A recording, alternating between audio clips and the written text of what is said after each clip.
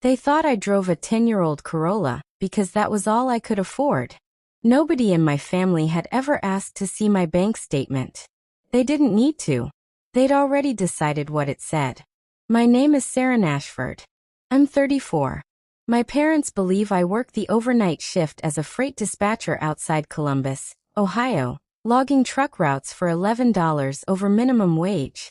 What they don't know is that I own Northgate Distribution Group, a logistics company worth $2.6 billion, and that the dispatcher job is one I still work 3 nights a month, because the habit of writing everything down is the only thing that ever kept me safe in that family. Now, let me back up.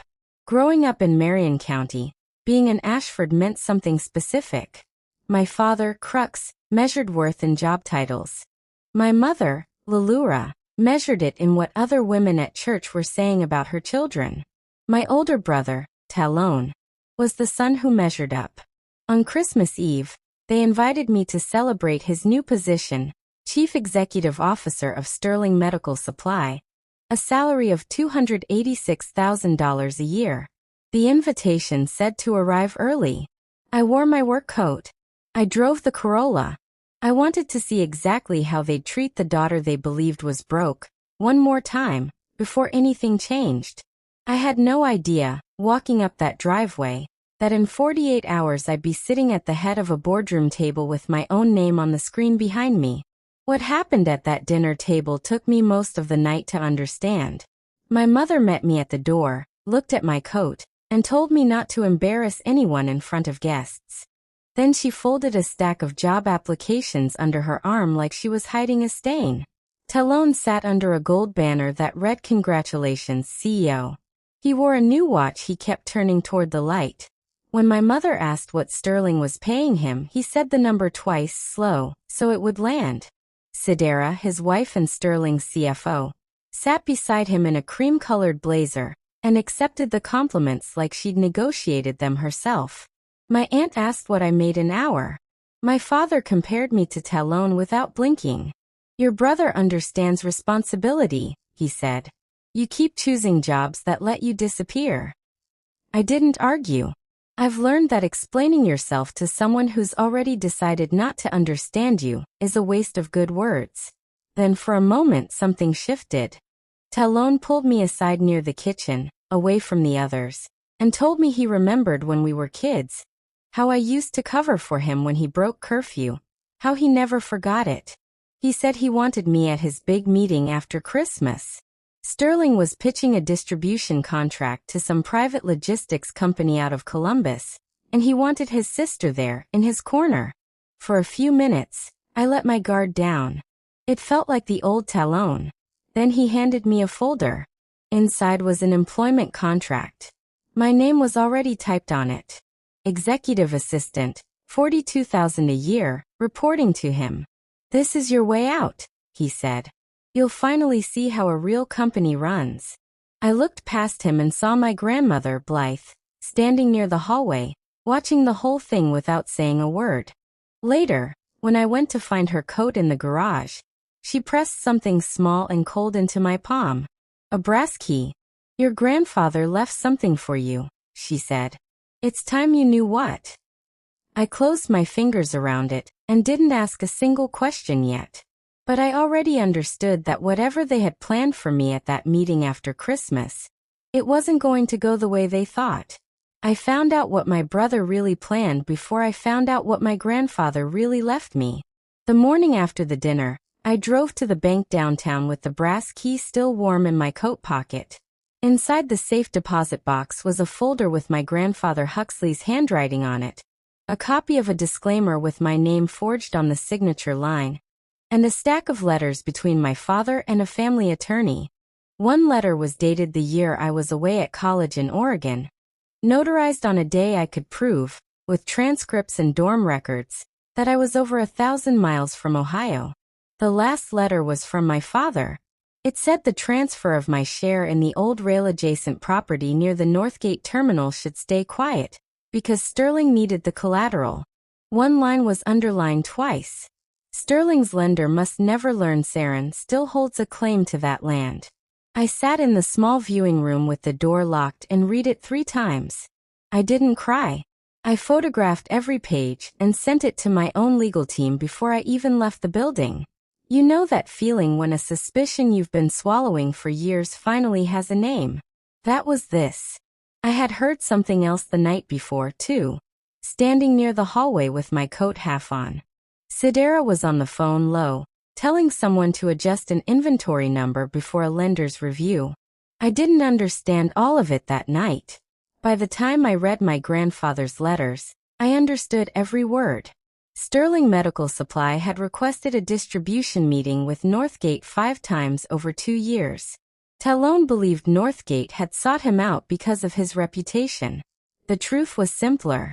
My hospital clients wanted a backup supplier in case of shortages, and Sterling was being given one carefully controlled chance to prove it could be trusted with real volume. I called my chief operating officer, Vega, that same afternoon. I read her the letters. I told her not to cancel the meeting. Let them make every claim on the record, I said. Every single one. I didn't raise my voice once in that boardroom. I didn't need to. Sterling's team arrived at Northgate's headquarters 2 days after Christmas, in a building they didn't know I owned. My family walked in together, proud, thinking my brother's success had opened a door none of them understood was already mine. Talon handed me his presentation case in the lobby, and told me to carry it upstairs, and stay quiet, unless someone asked me a direct question. I carried it. I wanted the moment documented exactly as it happened.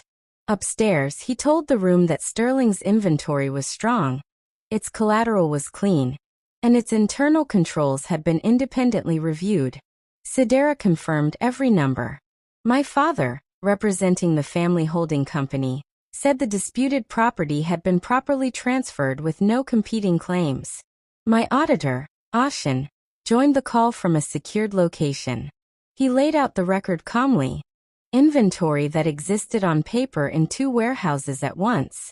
Payments routed through a consulting firm tied to Sidera's family. A warning he'd sent my brother weeks before his promotion. One my brother had asked him to delay. Then Vega turned the main screen to a single line.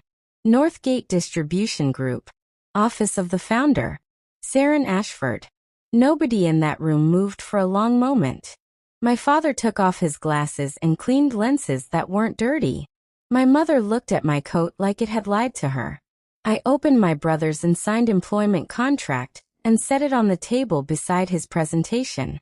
2 days ago, I said, this family tried to hire the founder of Northgate to answer your calendar for $42,000 a year. Nobody answered that.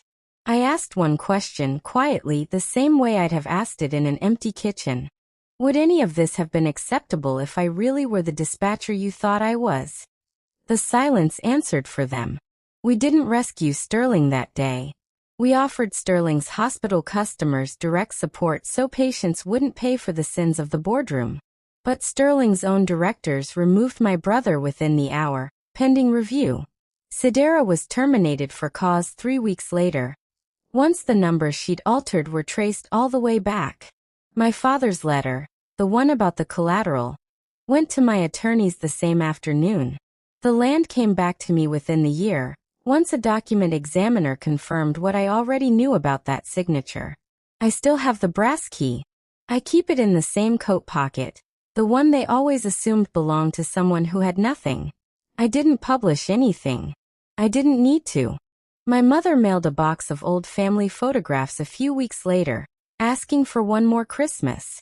I sent it back unopened. My brother came by the office once, without an appointment, thinner than I remembered, without the watch. He asked if I'd invest in what was left of Sterling. I told him they didn't miss me. They missed the version of me they could still control. My grandmother Blythe is the only one I still call. She gave me the truth without asking for forgiveness as payment. And I know the difference between that and an apology that only shows up once the power runs out. I used the returned land to start a training program instead, paid apprenticeships in freight, refrigeration, and warehouse logistics, the kind of work my family used to mock over dinner. At the opening, I didn't mention their names once. I didn't need the win to be about their loss.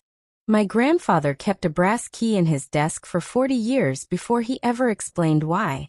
I understand it now the way I never could as a kid. Write everything down. Not because you're paranoid. Because the truth needs somewhere to live until someone's ready to hear it. If your family ever decided who you were before they bothered to ask, tell me about the moment you stopped explaining yourself. I read everyone.